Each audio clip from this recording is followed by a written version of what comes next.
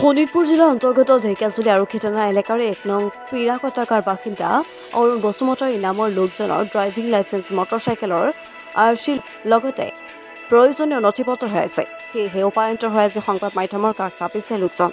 উল্লেখ্য যে যোৱাকালি ঢেকীয়াজুলি পাঞ্জাৱ নেশ্যনেল বেংকৰ কিছু কাম কৰি ওলাই অহা অৱস্থাতেই লোকজনৰ লং পেণ্টৰ পিছ পকেটৰ পৰা মানি বেগটো নাইকিয়া হয়।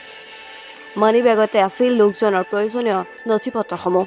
সেয়েহে যদি কোনো সদাশয় লোকে মানি বেগ অথবা প্ৰয়োজনীয় নথিপত্ৰসমূহ পায় তেন্তে ঢেকীয়াজুলি আৰক্ষী থানাত নাইবা 8638303079 নম্বৰত যোগাযোগ কৰিবলৈ অনুৰোধ জনাইছে।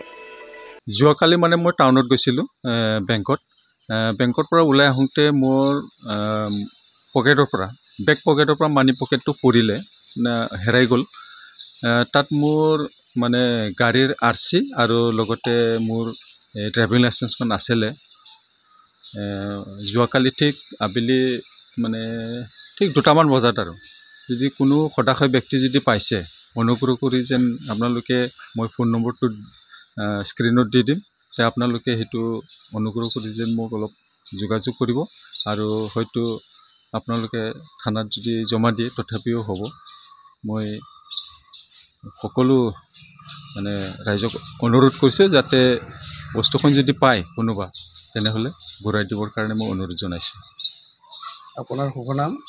মোৰ নাম হ'ল শ্ৰী অৰুণ বসুমতাৰী। মোৰ দেউতা দয়াল বসুমতাৰী আৰু গাঁও হ'ল 1 নং পিৰাকটা। ঢেকীয়াজুলিৰ পৰা প্ৰশান্ত বৈশ্য ৰিপৰ্ট অসম সংবাদ 24 ঘণ্টা।